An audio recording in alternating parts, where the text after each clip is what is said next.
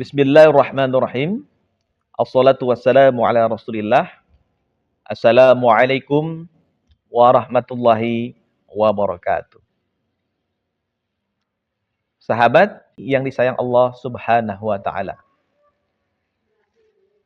Khilafah wa nubuwah itu adalah satu kesatuan yang tidak terpisahkan. Dari mana kita tahu khilafah dan nubuwah sesuatu yang tidak bisa terpisahkan? Kita bisa melihat firman Allah Subhanahu wa taala di dalam surat Shad ayat 26. Allah Subhanahu wa taala berfirman, A'udzu billahi minasyaitonir rajim. Ya Daud, inna ja'alnaka khalifatan fil ard. Fahkum bainan nas bil haqq wa la tattabi'il hawa fayudillaka 'an sabilillah. Innal ladzina yadhilluna 'an sabilillah lahum 'adzabun syadidun bima nasu yaumal hisab. Di dalam ayat ini Allah Subhanahu wa taala menyampaikan dua hal penting. Pertama, Allah mengangkat Nabi Daud alaihissalam sebagai khalifah. Yang kedua, peran sebagai khalifah itu dijelaskan.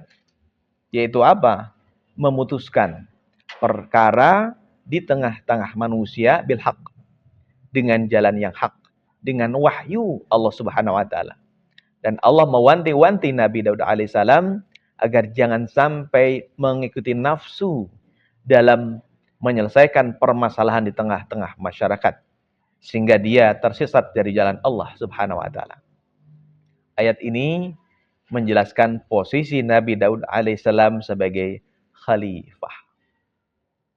Dan pada saat yang sama, kita juga semua tahu Nabi Daud alaihissalam bukanlah hanya seorang khalifah, tapi beliau adalah seorang Nabiullah alaihissalam.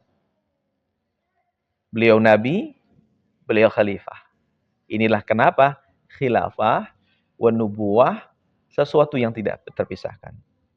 Walaupun memang tidak semua nabi itu menjadi khalifah.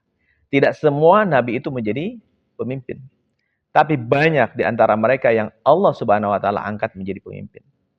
Terutama nabi-nabi Bani Israel. Sebagaimana yang disampaikan dalam sebuah hadis, Rasulullah Shallallahu alaihi wasallam bersabda, "Kanat Banu Israil tasumul anbiya." Dahulu Bani Israel dipimpin, dipelihara oleh para nabi. Pertanyaannya adalah, nabi untuk Bani Israel ini fungsinya apakah hanya semata-mata sebagai nabi? Basyiran wa nadhiran, yang memberikan kabar gembira dan juga peringatan? Ternyata tidak. Karena yang dikabarkan nabi di dalam hadis ini adalah seorang nabi Bani Israel memainkan perannya sebagai khalifah, melakukan aktivitas siasah, yaitu apa? Mengurusi Bani Israel sebagai rakyatnya. Dan Nabi melanjutkan, kullama halaka nabiun khalafahu nabi. Ketika seorang nabi wafat, maka nabi itu akan digantikan oleh nabi lainnya. Dalam perkara apa? Perkara nubuwah wal khilafah. Melanjutkan misi kenabiannya, termasuk juga melanjutkan misi kekhilafahannya. Dan Nabi Muhammad SAW juga kemudian menyampaikan, wa innala nabiyya ba'di. Setelahku tidak ada lagi nabi. Pertanyaannya adalah, lantas siapa yang akan melanjutkan peran? Bukan dalam aspek nubuwah, tapi aspek kepemimpinan, aspek politik, aspek pengaturan urusan umat. Nabi menyampaikan, fasayakunu khulafau fayaksurun. Nanti akan banyak para khalifah.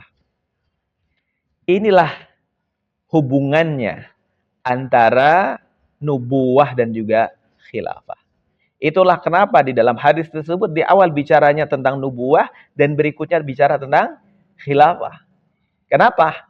Karena nubuwah wal khilafah itu adalah syai'un wahid, sesuatu yang tidak bisa terpisahkan. Makanya Nabi Muhammad SAW itu juga adalah seorang nabi dan rasul.